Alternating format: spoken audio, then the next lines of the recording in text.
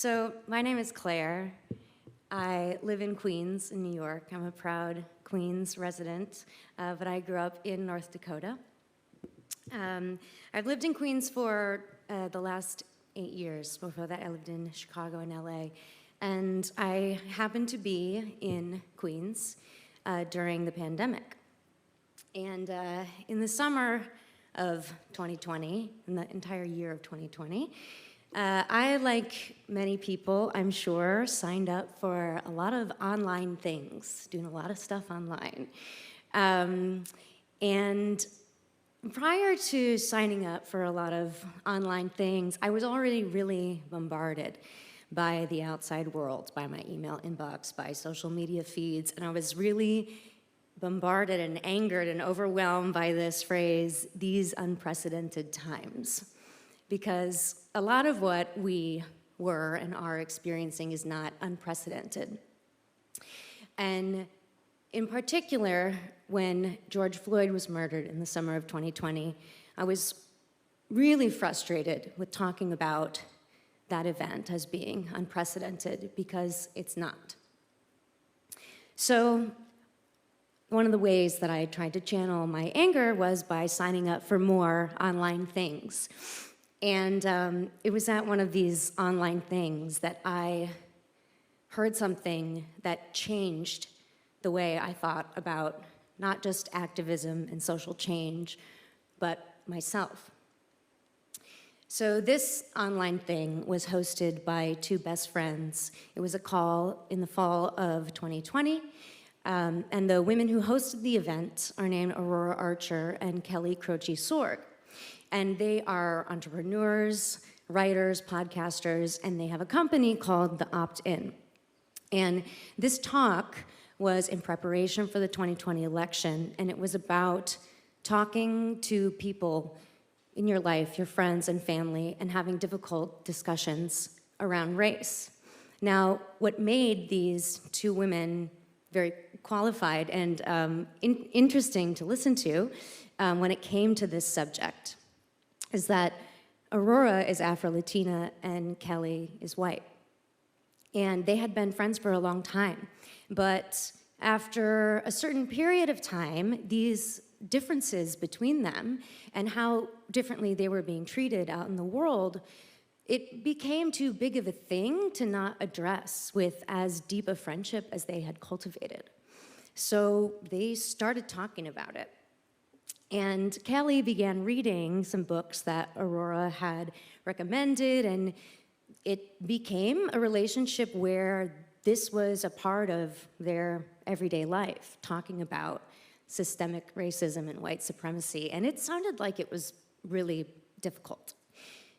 And I did learn a lot from what Kelly said. As a white woman, I resonated with a lot of what she said, but it's what Aurora said that really stuck with me. So Aurora expressed total shock that she learned from her friend Kelly that a lot of white women do not feel that they're good enough, that they don't feel that they have inherent value, that they don't feel they necessarily have worth outside of what they look like, whether or not they have kids, what kind of mom they are, how much money they make, what their job is. And she was shocked. She was like, what do you mean you don't love yourselves? How can you judge yourselves so harshly? Everything's made for you. You're the ideal mothers and wives, and you have the ideal homes, and you're portrayed as just being like the best of the best. And it didn't make sense to her. She said, you're even the ideal voting bloc. Like, everyone wants to know what you want and what you think. Everyone courts a white woman, especially in today's market. Now, respect is a whole different thing, right? But idolization has its value.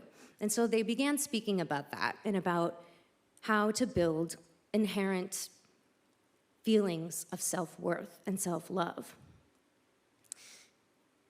And at first, I I kind of laughed at this. I think maybe that was out of defense. I was like, oh yeah, we get it, we all hate ourselves. But then Aurora made this big connection that really changed the game for me. And I relate it now to heroism. I believe that heroism starts with loving yourself. Aurora said, if we do not have love for ourselves, if we don't have compassion for ourselves, if we don't value ourselves, how can we expect to extend love and compassion to other people? And suddenly, a lot of the hatred and vitriol I was seeing that was making me so upset made a little more sense to me. And I was just, this really hit me. It hit me like nothing has in as long as I can remember. And I was like one of those people on the, on the other end of the Zoom that was like in the chat like this, like standing up, like typing. And as I was having this realization and typing like, oh my gosh, me too, I've never thought about it this way, streams and streams and streams of comments came through the chat. And it seemed like there were hundreds of people on this call. It was a nationwide call. And a lot of them were white women. And it was shocking and also heartening and all sorts of feelings to see that so many other women had had these feelings, either felt that way or had felt that way in the past. So, how do we do this? I've begun to think, as I've participated in a lot of activist spaces, both with white communities and people of color in their communities, I'm not sure that we're taught to love ourselves. And I don't mean whether or not we received love from our parents or from our friends and family when we were growing up.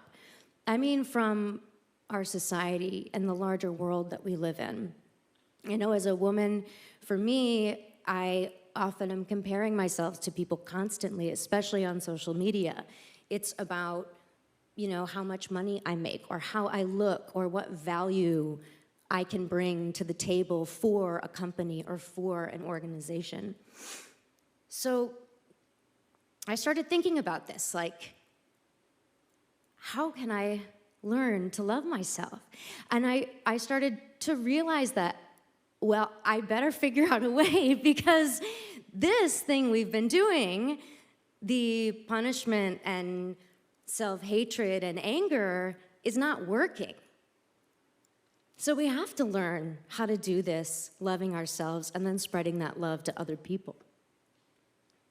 So I literally started by looking at myself in the mirror in the morning and at night and saying, I love you, I think you have value and you have worth, and you don't have to earn anyone's love or approval.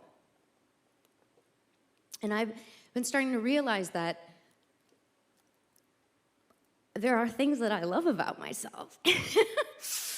I love my enthusiasm, I love my earnestness, I love my laugh, I love my passion, my pursuit of the truth, my desire to protect other people even if they don't ask for it, my desire to support people.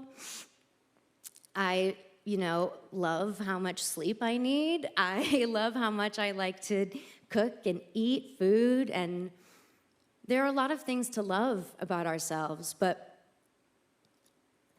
we don't have to earn it. I'm not coming to this saying, I'm a girl boss and I've figured it all out, I'm still trying. One of the reasons I believe I deserve love is because my amazing mom sacrificed everything to have and raise me. I deserve love just because I exist. I deserve love just because. So do you, and so does everyone outside these walls. But I still do harbor a lot of anger. I still deal with depression, and I still have a lot of anger on behalf of the women who came before me. And so I've had to find other ways to deal with that, just besides standing in front of the mirror and saying to myself, I love you. So as a musician, I've set out to create music that gives people time and space to find some love for themselves. I started writing a record in, I don't know when I could say I started writing it, but I made a record in 2020 with my band, which is called Youth in a Roman Field. And Youth in a Roman Field is sometimes just me, like today. And the reason it's called Youth in a Roman Field is because when I studied abroad in Rome as a, I guess, senior in college, I was really dealing with my first wave of depression. And I saw a young girl twirling around in a field when I was walking home from my class. And it struck me because she had such joy. And I thought about that joy and what brings me that joy, and it's music. So I'm trying. I'm trying by looking in the mirror and saying to myself, I love you. I'm trying through my music, and I'm trying in my everyday actions. The record I started writing to give myself some healing and give myself some space to find love comes out in 2 weeks, and it's called Get Caught Trying. And I'm going to play a couple of my favorite songs from it now.